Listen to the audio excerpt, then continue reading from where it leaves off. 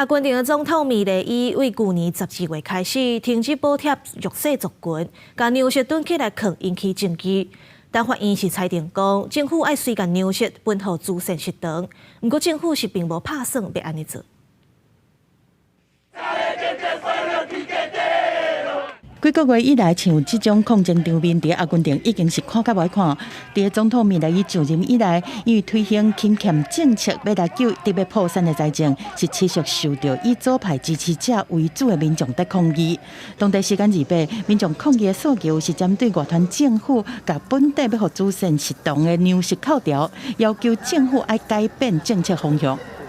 Y de lo que estamos planteando, el conjunto de los trabajadores que estamos en lucha, es llamar a un Congreso Nacional de unidad nacional para luchar por una salida política para la clase obrera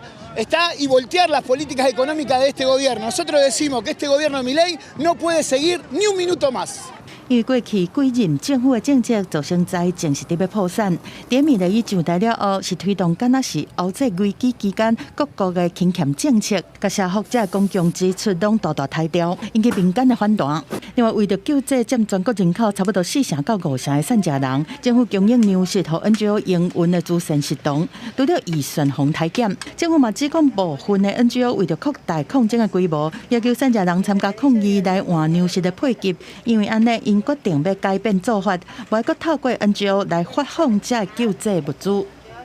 除了一寡民众是一直行起伫街仔路的抗议，法院嘛伫27做出裁定，要求政府爱随发放粮食。但是米雷伊政府看起来是无打算要照办。Obviamente que vamos a apelar la resolución porque consideramos que esto no es una cuestión de índole judicial, sino una definición de política pública. Y la justicia no se puede entrometer en la política pública. 除了反对党和司法单位表态，阿根廷天主教会嘛呼吁政府爱较紧发放粮食来救济善家人。不过阿根廷政府是重申讲，即马留的这大堆的粮食是为着要因应有可能出现的重大天灾。公司新闻，徐家人编译。